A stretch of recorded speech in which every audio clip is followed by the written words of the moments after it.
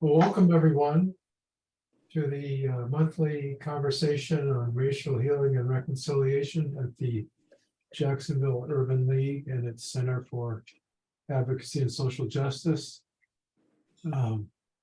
We are particularly delighted this evening to have Dr. Rudy Jamison, who formerly of UNF, or I assume he's on leave from UNF, got a new job at City Hall, and William Malone, who's our partner on this, who's been helping. Would you mind completing the introduction? I'm sorry, I didn't hear that. I just wondered if you would finish the introduction, William. Well, I'm really looking forward to what Dr. Jamison has to say and learning some things. He's got a good background and well prepared to cover this subject. Great, and of course, he spent a lot of time working on urban education, bringing new blood into teaching, and has worked hard on that. So without further, welcome, Dr. Jamison. What we usually do is take about 30 minutes just to have our speaker talk about their background, whatever's on their mind that relates to this topic. And I'm sure that your plans for the Human Rights Commission would be something everyone would want to hear about. And of course, if they're just ideas right now that you're putting together, that would be great too. So with that, I'll turn it over to you. Yeah, all right. Thanks a lot, Dennis. What I'd like to do is I'd like for me to talk a little bit about me, maybe 10 minutes. And then I'd like to reserve the rest of the time for us to have some discussion around the topic of racial healing and reconciliation. Does that work? That's work. That's great. Okay. So first of all, I'm a native of Jacksonville, Florida. I grew up in an area called Out East, the historic East Side, probably a fourth generation child in that neighborhood. I had the honor of growing up in the same home my mother and her siblings grew up in, on 4th and Franklin Street. My mother graduated from Morris Brown, became a social worker here in town with Cathedral Foundation with the city of Jacksonville. I think it's now Aging True, if I'm not mistaken, but they did some really good work. I'm a product of Duval County Public Schools, an alumnus of R.O. Brown, Matthew Gilbert, Northwestern, Jean Ribault Senior High School. Did my undergraduate at Florida A&M University, where I majored in biology.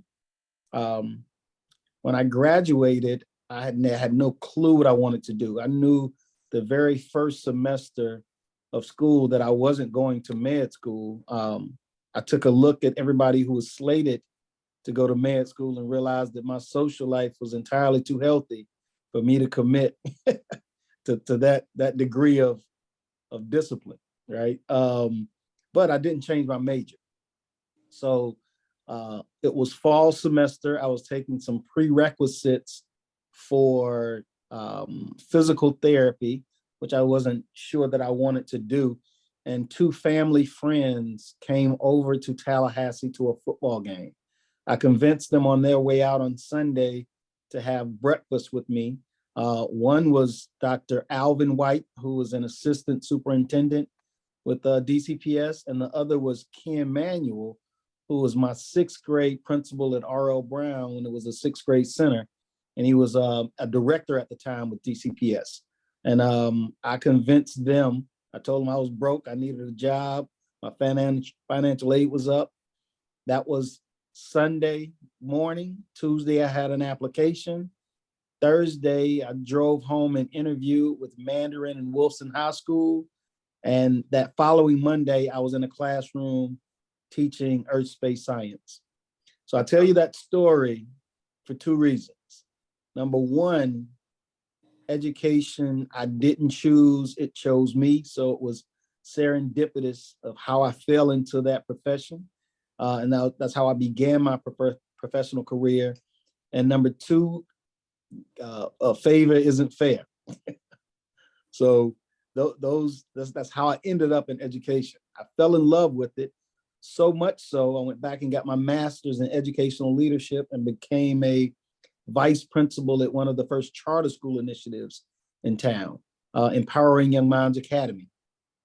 I did that for a while and got a chance to see the business of education. And that was bittersweet.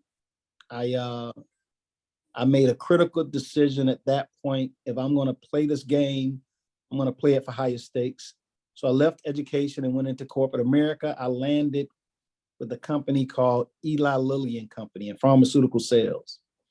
And although I did extremely well in corporate America, I felt as though I was having to be someone I'm not, right? And yeah.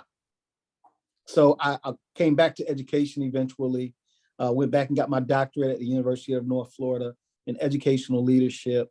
And all of my doctoral work centers around the role race plays in the world of work. So my dissertation literally is a self-exploration of, Rudy, why haven't you been able to advance through these organizational structures when you have been as good, most times better than your colleagues? So I assembled 40 emerging leaders. And the way I define emerging Black male leaders, the way I defined emerging leaders was you were between the ages of 30 and 50. You worked in an organization with at least a 4-tier hierarchical structure. You had aspirations of advancing in that organization, and you had evidence that you possessed the leadership capacity to do so. And I asked those 40 emerging Black male leaders one question: what has most contributed to your development as a leader?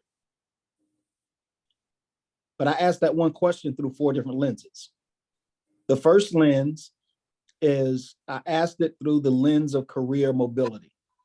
And career mobility deconstructs into contest mobility and sponsored mobility. Contest mobility is how good I am at what I do. Sponsored mobility is who I know and who knows me. The second lens is developmental relationships. And those are mentor-protege relationships, sponsor-protege relationships, and developmental networks. The difference between a mentor and a sponsor is sponsors are able to give you advice and guidance. Well, mentors are able to give you advice and guidance, but sponsors possess a level of authority and decision-making responsibility. So they're able to say to the chief diversity officer at the University of North Florida, that director position for the Institute for the Study of Race and Ethnic Relations, I have the perfect person for you. When is their start date? Not when do they interview, when is their start date, right?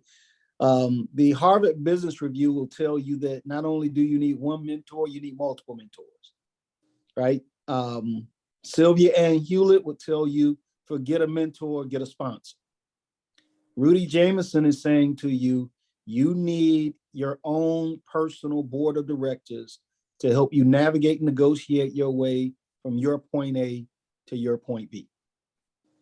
Your own developmental network, that is. And depending on what your aspirations are, that would drive how large or small that developmental network needs to be. That's the second lens. The third lens was self-monitoring. And self-monitoring is how socially perceptive am I and how behaviorally flexible am I? When I walk into a room, do I understand how to be the thermometer and or the thermostat? A thermometer takes the temperature of a room A thermostat sets the temperature in that room. When we think about self-monitoring, can Rudy walk into a room, gauge the temperature, and is he behaviorally flexible enough to adjust to that temperature? Well, as a Black man in professional America, the metaphorical distance that Rudy has to travel in order to self-monitor or code switch, so to speak, is a little different than other demographics. Well, the fourth lens that I asked that question through was identity. And I did it through a body of literature called nigrescence. And the definition of nigrescence is being Black in the face of white supremacy. I'll repeat that. The definition of nigrescence is being Black in the face of white supremacy. And there's a psychometric instrument called the cross-racial identity scale that sits on a continuum between assimilation, self-hatred, pro-Black, anti-white, re-evaluation, and multiculturalism. And at any given point during the day, Rudy Jamison is making a critical decision on where he needs to be on that continuum. And one slight misstep, and my 13-year-old daughter may not be able to eat. So that's how critical it is of the role that race plays in the world of work. So I want to run back through that really quick. One question: what role or how much has your development, right, as a leader been developed as it relates to race? And I'm asking that through 4 lenses. The first lens is career mobility. Second lens is development of relationships. The third lens is self-monitoring. And the fourth lens is nigrescence. So I tell you that story because when we talk about racial healing, we can't look at it through a static contemporary snapshot. There is a historical context that we have to consider. If we're talking about racial healing, number one, we have to acknowledge that there's a reason to heal. So we have to deal with the truth about the history of that, why healing is necessary. In order for reconciliation to take place, there has to be first a conciliation, right? An acknowledgement that wrong has been done and that there are necessary remedies to that wrong. So those are my thoughts as it relates to racial healing and reconciliation. So that doctoral work took me to the University of North Florida, all the way from an research assistant in the leadership school counseling sport management department to the director of the Institute for the Study of Race and Ethnic Relations, as well as the Urban Education Scholars Program. And I want to end my introduction by talking about the Urban Education Scholars Program and why it's so important. I feel as though our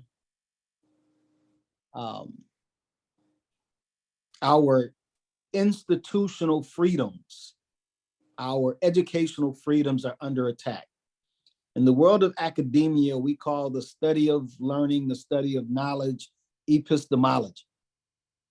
And in my mind, this attack is a kind of epistemological violence, right? It's regulating and limiting how we critically examine the information that we're able to consume and what we're able to consume. It's 2017. I walk into a classroom of 82 warm bodies to deliver a presentation on culturally responsive pedagogy. And all pedagogy is teaching strategies. There are 82 warm bodies in the room. All of them are interns in the College of Education, meaning they've gone through a college preparation program, and their next step is the classroom. Of those 82 warm bodies, there were 0 Black males. Of those 82 warm bodies, there were 2 Black females, and one of them was racially ambiguous. What does that say about the level of intentionality that a University of North Florida's College of Education is putting into diversifying a teacher education pipeline? So I marched directly up to the dean's office and I say, hey, in so many words, this is unacceptable. She looks at me and Dean Diane Yimdu Hoppy says, all right, so what are we gonna do? And my response to her was we. So out of that came the Urban Education Scholars Program. And right now there are 40 plus students from historically underrepresented backgrounds majoring in teacher education at the University of North Florida. And I think that is intentionality as it relates to diversifying the teacher education pipeline. And not only is that good for students from historically underrepresented backgrounds, when those students become educators, that's going to be good for every student in every classroom and that they come in contact with. So I want to pause right here, and I'd like to answer any questions regarding what I just said. And then I have a few questions I'd like to pose to the group. Well, I'd like to ask if you've perhaps written an article covering the earlier part of your conversation with all those different levels.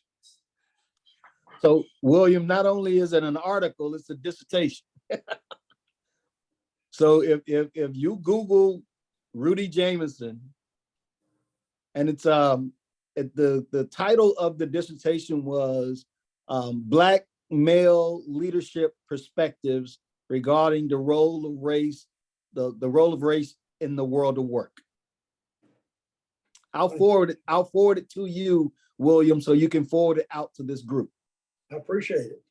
Absolutely. It's a great reading in your downtime. Sounds good.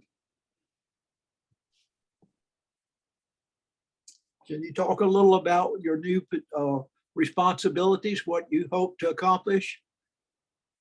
Absolutely. So I'm the newly appointed executive director at the Jacksonville Human Rights Commission. Primarily what the Human Rights Commission does is we investigate discriminatory practices around housing, employment, and public accommodations. So anybody who feels as though they have been discriminated against, they would submit an inquiry to the Jacksonville Human Rights Commission. It will be assigned to an investigator who will review that inquiry, determine whether that inquiry needs to become a complaint or a case, and then it will be investigated to determine like what those outcomes would be. But there has to be basis for the claims that are being made. A perfect example would be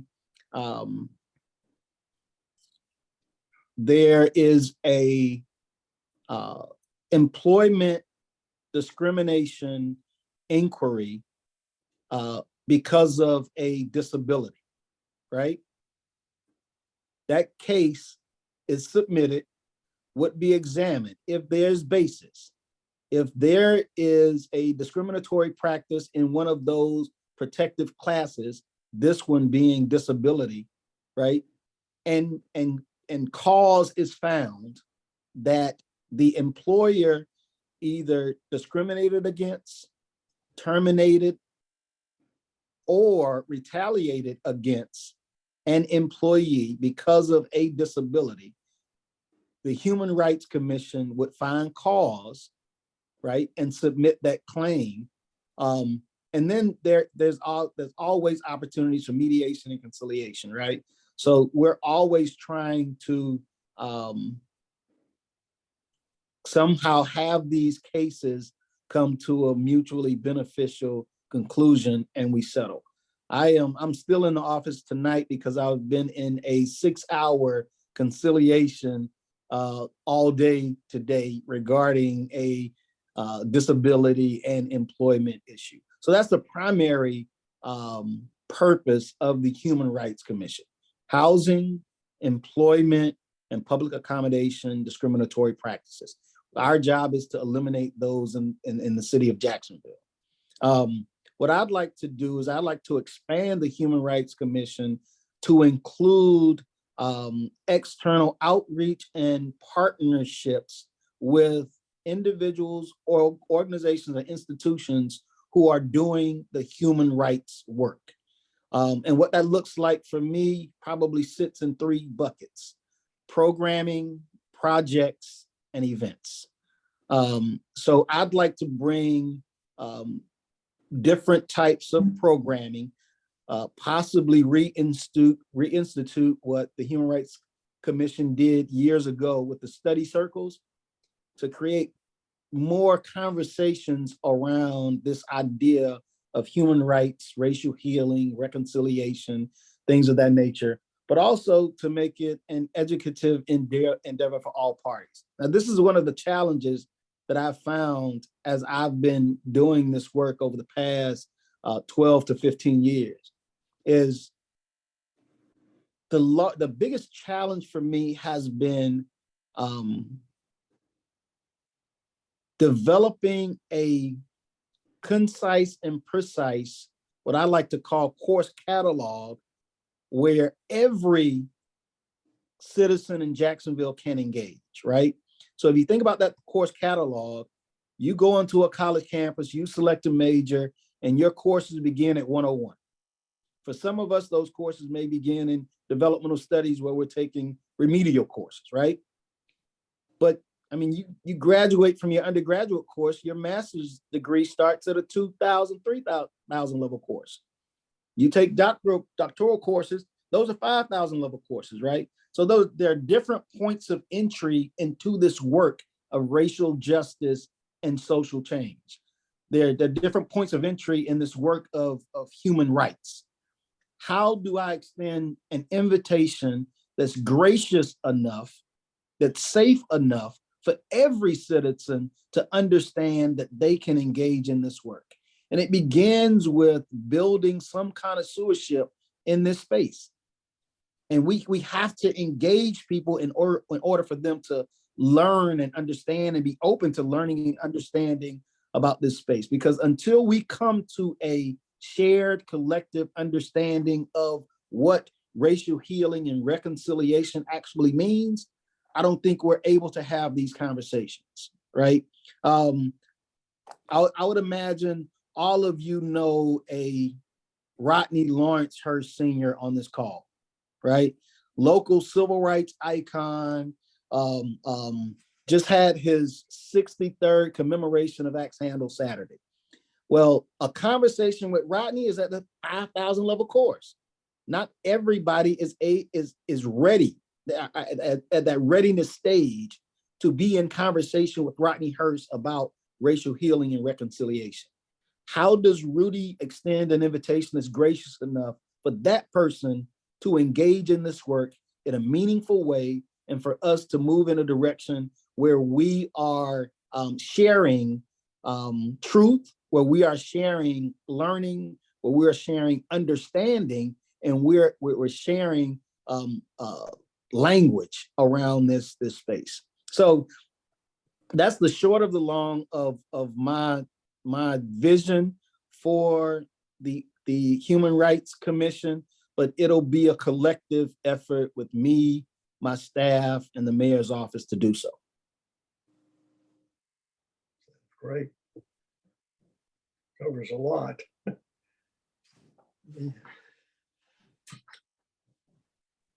May I ask a question? That sounds like Jocelyn. Yes, please. It is. Oh, okay. It is, Okay. Rudy. Hey, Jocelyn, how are you? Oh, just Peachy and yourself. I have a question. kind of going off from what you've said, but it's all relative. I attended the civil rights conference that you, and speaking of Mr. Hurst, that you all organized, and I'm giving you and him credit for it because I'm assuming your brilliant minds were the masterminds behind it, with a team, of course, knowing you didn't do it alone. But bravo to you for doing it. And just wanted to share just, some conversation that I had without disclosing anything I don't remember anybody's name anyway, so it's irrelevant. But the interesting thing that I gathered from that conference are the younger adults who said that they learned so much about Jacksonville, the history of Blacks, not only locally, but nationally, things that was never taught to them. And I'm just thinking like, well, and they said they went to college, and in no part of their education had they learned so much about African American history makers than they did, and the significant civil rights struggles that we had that African Americans have experienced in this country. So my question is, do you all plan on doing that again? And how could we get more people like those young people from diverse backgrounds to, to attend the conference and also to be enlightened in order to help push others or influence decision makers rules about not having those conversations, if that makes sense? Makes a lot of sense. So I'm going to begin my answer with a question to you, Jocelyn. Mm-hmm. What are the implications or what are the damages of young people like you were in conversation with not knowing that information? First of all, it helped what they shared with me, and the damage, in my opinion, is if you don't know what happened, how could you understand when I am fighting for rights? How if I were a person who was fighting for reparations, and you wonder why would they get reparations? If you don't know my history, then you wouldn't understand why I am demanding that we get reparations. You wouldn't understand why certain politicians are making demands about things that are missing in neighborhoods. You wouldn't understand why we fight to say in neighborhoods where Black and brown people, and I'm going to say Black because that's what I am, there are things that we take for granted that are missing, like grocery stores. You wouldn't understand that because you don't know anything about that, right? And so if you don't know, how can you understand? Yeah. So earlier when I was talking about epistemological violence, that's exactly what I was talking about. It should be a crime to deny anybody knowledge, right? Right. So right. so I want to a few things that kind of popped in my head. I want to make sure I answer all of your questions. The first is, are we going to have the Civil Rights Conference again? You're absolutely right. Rodney and I were the intellectual engineers with the team, of course, with the conference. Yes, we are having that again, and I'd love for that to sit in the Human Rights Commission. So when you heard me say programs, projects, and events, that Civil Rights Conference is one of the events that I want the Human Rights Commission to own. There were several misses at the Human Rights Conference that I want to remedy, right? One of them was on Thursday evening, we had Michael Eric Dyson to speak, right? And he gave a powerful, explosive summary of what was going on in Florida and who was responsible for it, right? I think where the miss is we didn't create an opportunity for us to collectively make meaning of what Michael Eric Dyson said, and we didn't leave with a shared understanding of what Michael Eric Dyson said and why he said it. And a result of that was a lot of our sponsors, because they were offended by the unsanitized, unvarnished version of Michael Eric Dykeson's story, they didn't come back, right? So it goes back to that point of entry. How do we better engage those people in this work? That Michael Eric Dyson gave them the 5,000 level course when we probably should have eased them into it. I don't have the answers to that, but I think the programming and projects that I'd like to develop, they explore and create opportunities for those things to happen in a real collective way. The other thing that came up that you were talking about in terms of the young people and the knowledge that they were, just being exposed to. There's this, he's an academic, his name is Jarvis Givens, and he wrote a book called Fugitive Pedagogy. And throughout the book, it is a historical context of Carter G. Woodson's education experience in terms of teaching, right? And he talks about how when slaves were emancipated and they were in schools, they had a fugitive pedagogy that they were teaching. But when evaluators came around, they pulled out the assigned textbooks, right? When the evaluators weren't around, they were teaching from Carter G. Woodson's textbooks. And I think that's what our political climate is pushing us towards, is some clandestine, fugitive pedagogical strategies that many people don't know how to do. When I was in high school at 16 years old, I hadn't sat in nowhere. I hadn't protested anything. I didn't know anything about racism. And as an athlete, I think I was shielded from it. So it wasn't until I got into the world of work that it hit me like a ton of bricks, that I had to learn how to self-monitor, how to code switch, how to assimilate without losing who Rudy Jamison actually is. And that's rough for somebody who hadn't been exercising, those muscles.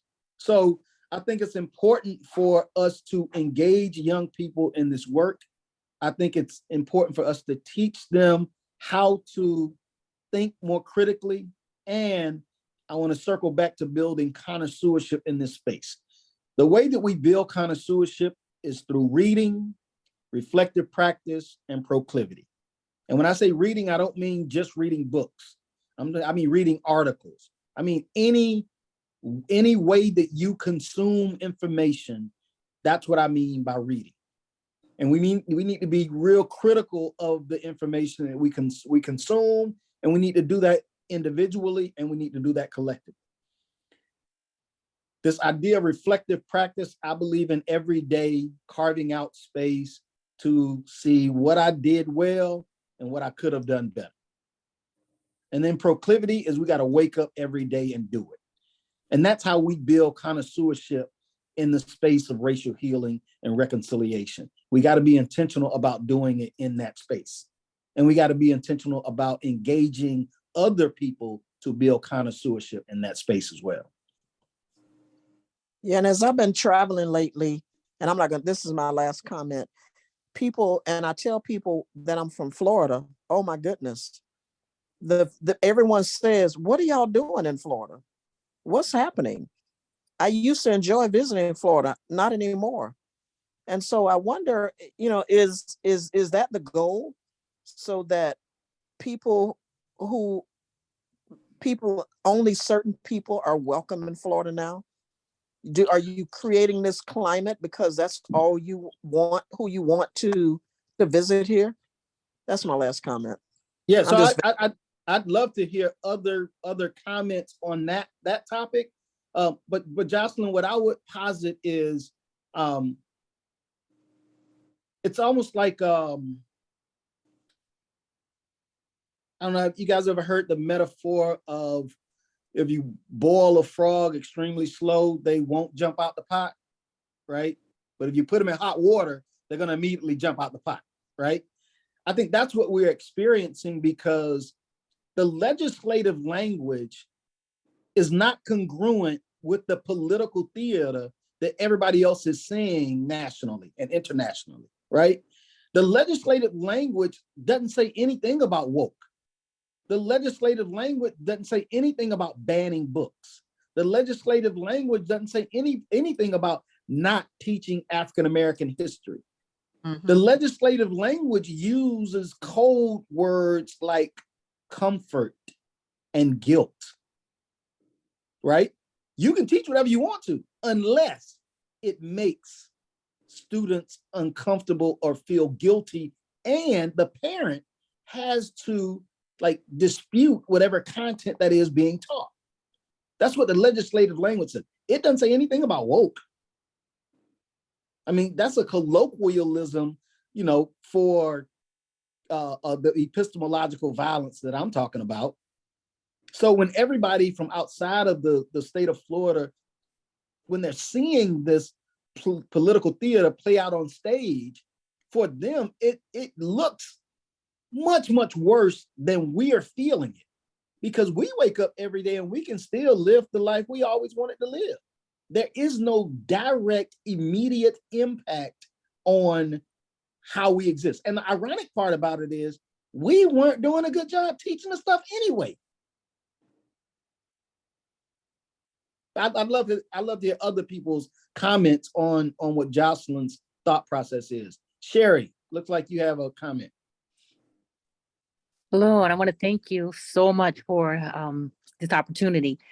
I look at our community now. I was privileged and blessed to be able to grow up and say Uncle Earl and Uncle Rodney Hurst and, Miss Gertrude, Gertrude Peel. And I grew up, and that was where we learned the basics informally at their knee every day. You were there and you were learning.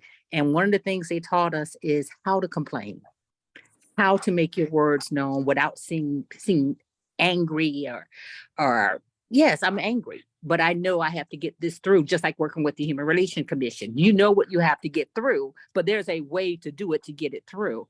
And my dad would always tell me, Sherry, the person who kicks the door in and always the person to get in. And, he would just stress that. And I heard that again from these same mentors. So I think what we need to do a lot is have some informal dialogue like we used to, sitting down at American Beach, everybody talking and learning, because now the kids that are coming up under us, they're not getting that. They're not getting it in school. They're not getting it underneath the tutelage of people who've been there, who marched out in Yates. It was normal in my house at any given time for something, to see great people sitting in there and hear the conversations from baby on up. So you learn the importance of that history, and you just keep it where now my kids can repeat that same history. I'm hoping their kids can, but we've got to learn how to complain, where to complain, and how to word it, and know what the legislature says. And like you said, what it doesn't say. Don't fight for the wrong thing. Everybody can't jump on a cause if you don't have or articulate enough to know what the cause is, because it just hurts the cause. Know the rules, know the regulations, and know how to fight them. And I think that's just very important. I wanted to share that. Yeah, Sherry, I think that's extremely important. And it goes back to that idea of connoisseurship, right? A lot of times we don't know what we don't know. So we got to build that capacity, not only in ourselves, but in others. The other point you made that I want to echo is the business and political acumen to navigate and negotiate these spaces in ways that move us forward, right?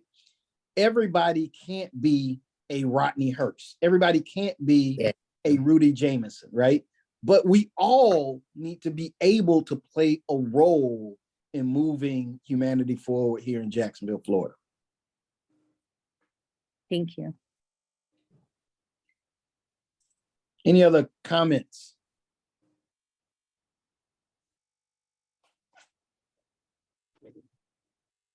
So I do have a question for. Hello. Hello. Hi. Can you hear me? Yes.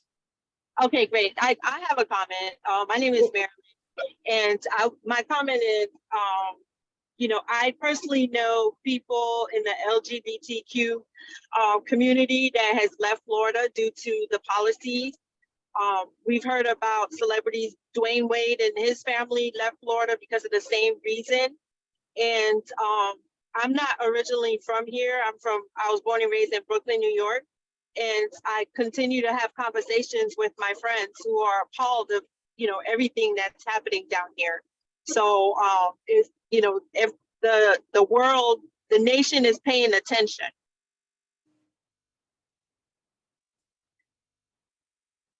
Yeah, no.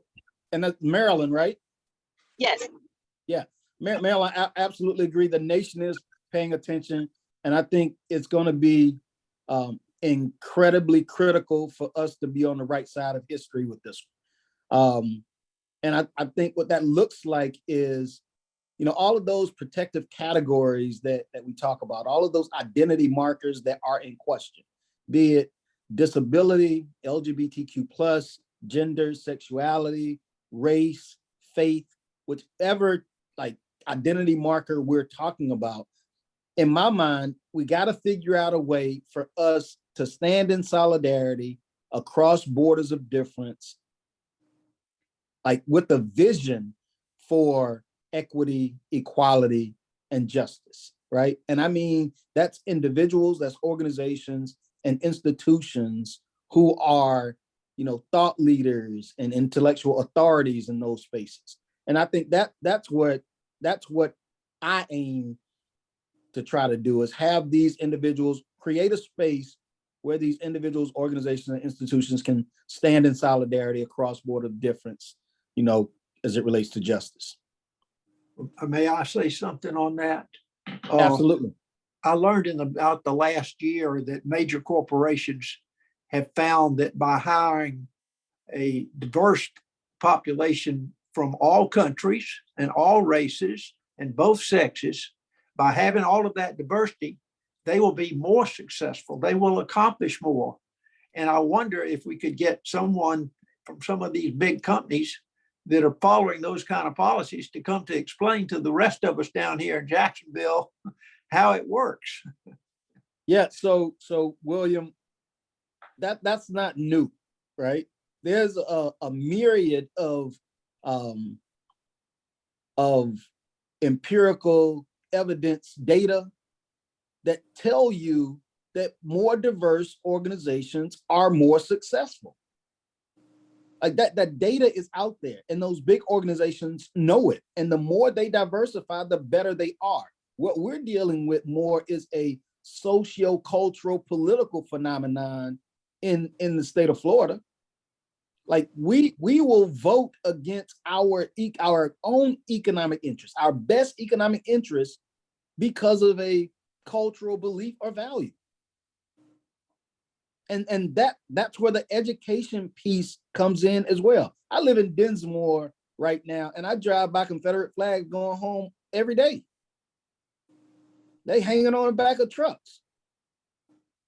And so you talk about a cultural system of belief. We can't even agree on why slavery ended. We can't even agree on why the southern states seceded from the United States. We can't even agree on that, which takes me back to how do we extend an invitation that's gracious enough to come to some collective understanding of the truth first? That's where the healing and reconciliation begins, is we have to deal with the truth, and we can't deal with that through a static contemporary snapshot. There has to be a historical context associated with that.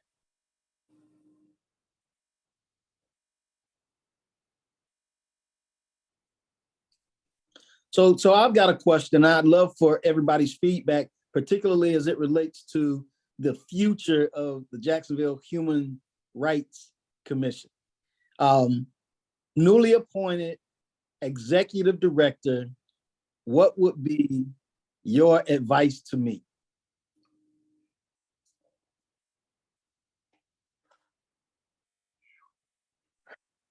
I miss the study circles. I would say to bring the study circles back. So Jocelyn, and I'd love for everybody to give me some advice.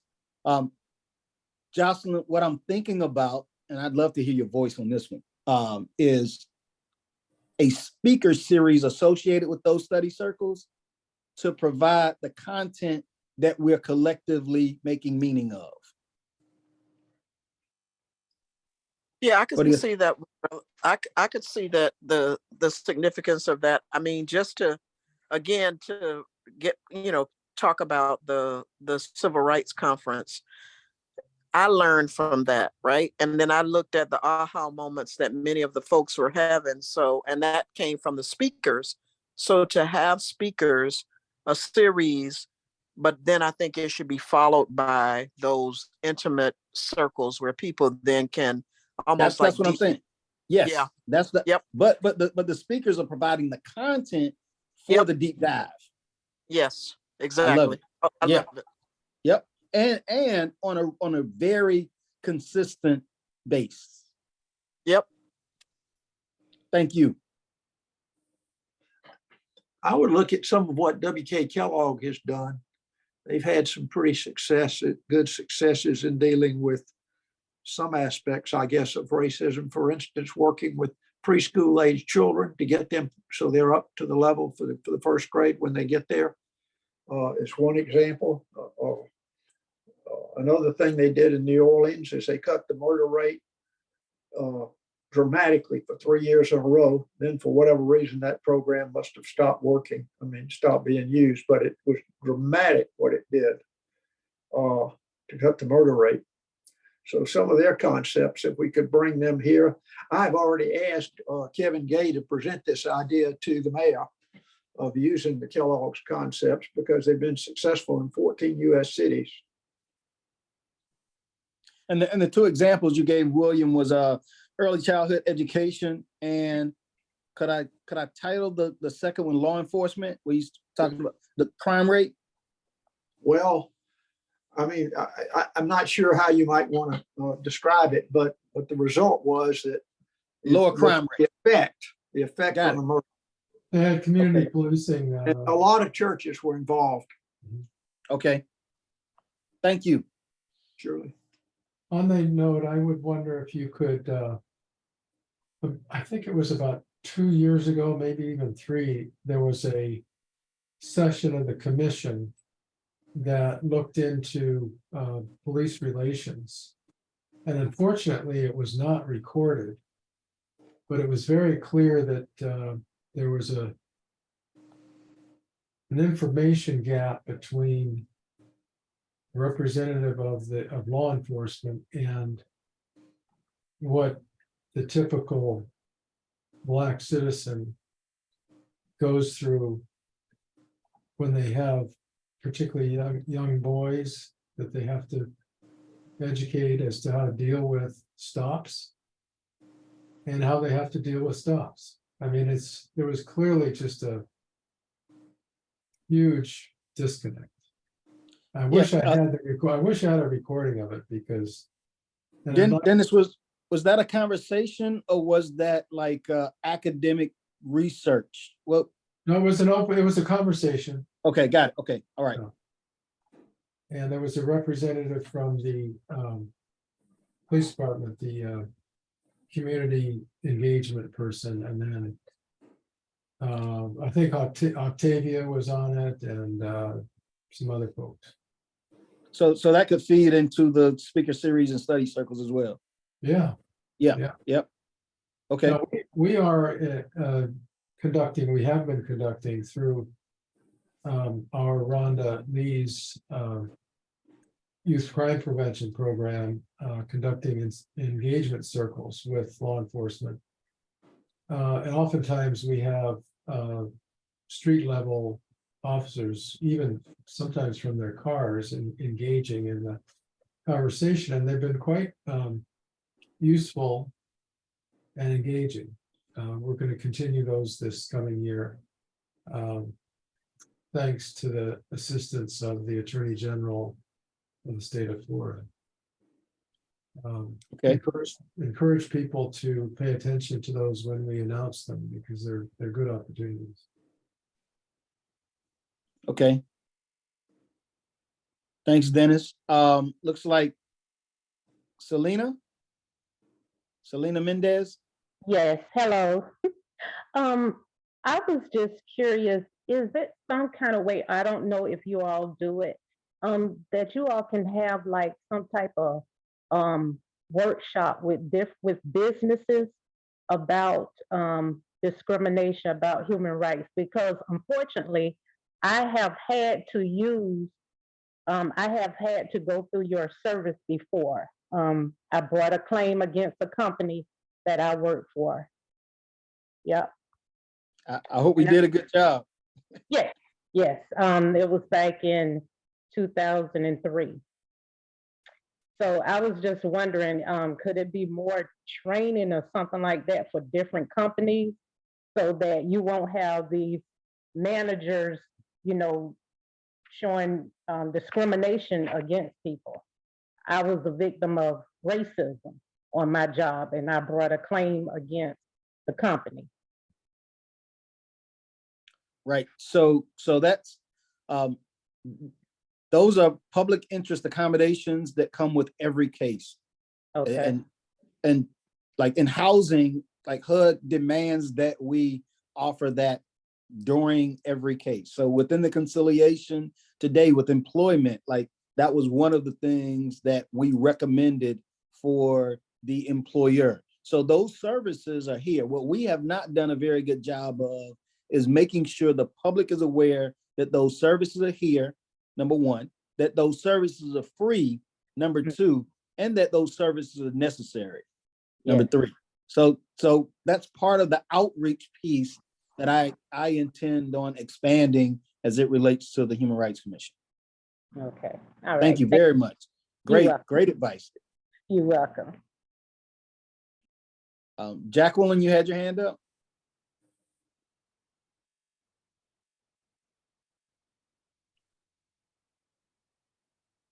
Like Sherry Luke is Okay. back up again. Sherry? Yeah, I wanted to speak on a subject of law enforcement. I don't know if anyone remembers back in the 80s when they really were active with community-oriented policing, and they were very active about it. But when you look at the community-oriented policing officers, they did not look like us.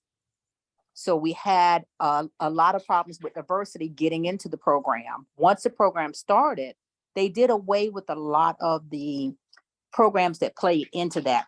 We used to work with the HUD police. We had the Show Cap program, the Show Dot program. We had DeFi. We had the PAL. We had all of these programs. One child could be associated with all of those programs, but we knew the kids in the community. And I can literally remember when the sheriff himself told me, Sherry, we don't have gangs in Jacksonville. I'd written a report. I was the first school resource officer in Duval County. So I'm telling you from experience.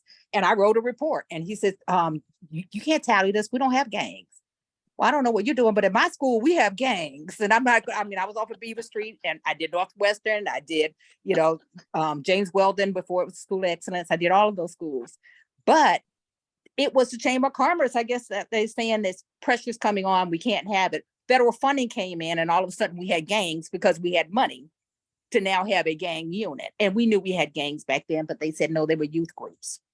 But what was the problem is that they sent officers into the community that did not know the community. You did not know that Bernard doesn't even have a free lunch application because his mom can't read and write. That's why he's in my office every day. He's not a bad kid. He's in here to eat. Why is he leaving school? He's hungry. I used to wonder why they wore shorts underneath their jeans. Found out money spent on essentials. Underwear was not an essential. They put on their gym shorts, and that's what they wore. There were so many things that, even I had to learn. I grew up in a Holy Rosary, Bishop Kenny type, environment, but I had those mentors.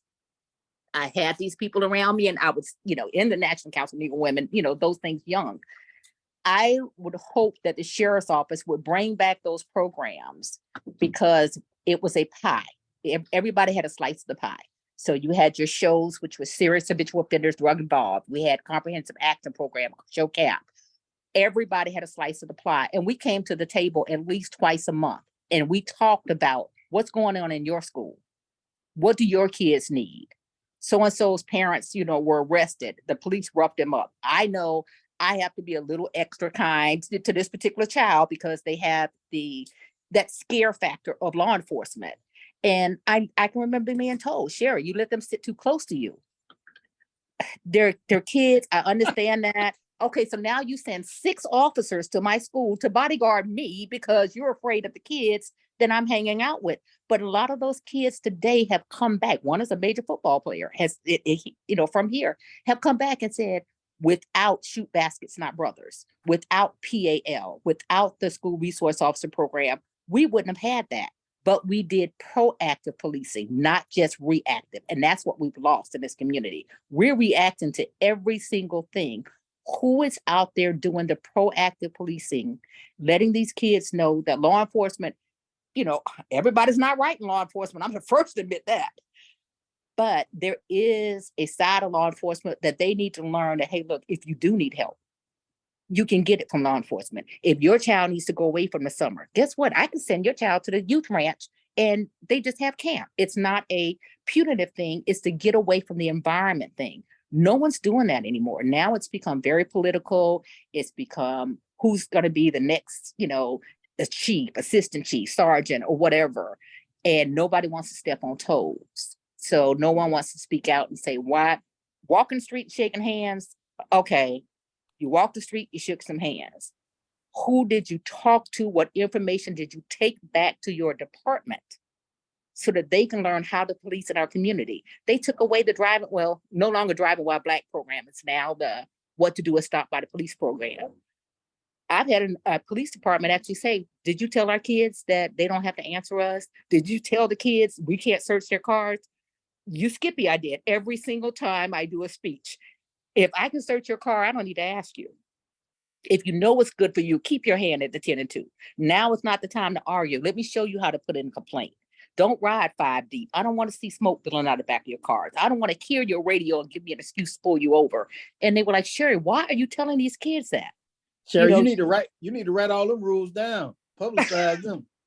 I was told by another police department, you need to stop telling these kids that because now the kids are telling us, Sergeant Luke said, we can't search your car. And, it came back, to me. But those were things that we need to be teaching our community and our kids. And I think this particular panel and people on this panel can help make that happen with law enforcement. Put that pressure on where if you see something wrong, even as an officer, abusing someone, do you want to complain or you want to say we got a thin blue line? No, we don't have a thin blue line. I don't want to hear about your thin blue line. I saw what you did to that child's father in front of the child. You could have just as easily not have done that right there. Thank you, Sherry. Very helpful. I just wanted to point out we're just over our 8 o'clock, and I'd like to keep this an hour because everybody is can be sure that we will not impinge on their evening too much. But we do have one more question, I think, before we close, and that's from Mickey Brown. Hey, Hi. Mickey. Hey, can you hear me? Absolutely. Okay, I just have a quick question, and I know that the Human Rights Commission is a city agency, so I'd like to have some understanding or some of your viewpoint of how the HRC is going to interact with those other city departments, including JSO, including and kind of outside of it with the school system. What do you see your role is in helping those organizations to better understand what is the benefit of diversity, equity, and inclusion and along all those areas of identity? That's a great question. And so I see my role as being the thread of equity, the thread of equality, the thread of justice that's running through all of these agencies. So I have set up already appointments with at least 80% of those agencies to sit down, have discussions, and see where that synergy lies and how I can support them from a human rights perspective, because I think there's opportunity there for all of us. I am also a firm believer that, you know, you can't worry about anybody else's house until you clean up your own. So there is some continuity in this work around human rights that can be solidified amongst intra-organizationally among the agencies. So I plan on being in deep relationship with the agencies involved with the city. I'd also like to add that, you know, those people who are closest to the issues are best situated to create sustainable solutions for those issues.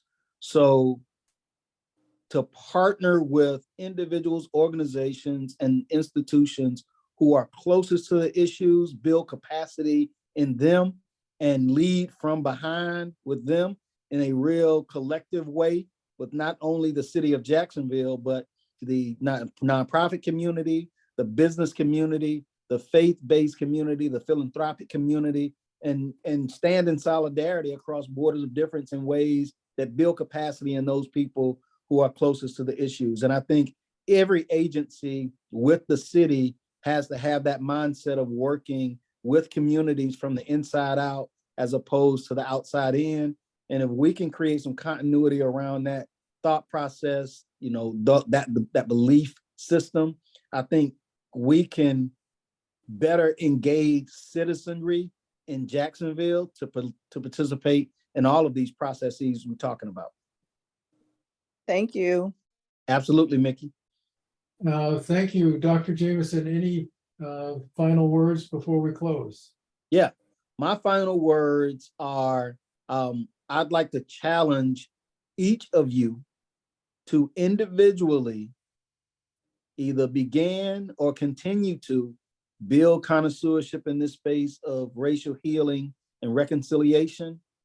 And all of us need to be intellectual authorities and thought leaders in this space and intentionally and actively engage everyone around us to be concerned, to be involved, and to be active in this space. I don't think there's any such thing as neutrality when it comes to this idea of racial healing and reconciliation. We have to pick a side, and we have to make it difficult for people that surround us not to pick a side. So my challenge to all of you is engage me, invite me, and stand in solidarity with me as we do this work together. Thank you very much, Dr. Jamison. And I would encourage folks to go to our website, our YouTube channel. It has a series of racial healing and reconciliation presentations, and this one will be on that as well. We're very grateful that you're joining us. I'll remind everyone that we're celebrating our 75th anniversary early in next year, and look forward to seeing you all there at our celebration. You'll hear more about it as we go forward into the end of this year. Again, thank you so much, Rudy, Dr. Jamison. It's been a pleasure to have you. You've engaged us, and we're confident that what you're taking back from these and many of the other conversations you're having will no doubt help our city going forward. So thank you. Thank you for the invitation, and thank everybody for carving out some time in your space to be with me this evening. Also wanted to thank William Malone and our interns who make these meetings possible, and wish all of you a good evening and a good weekend.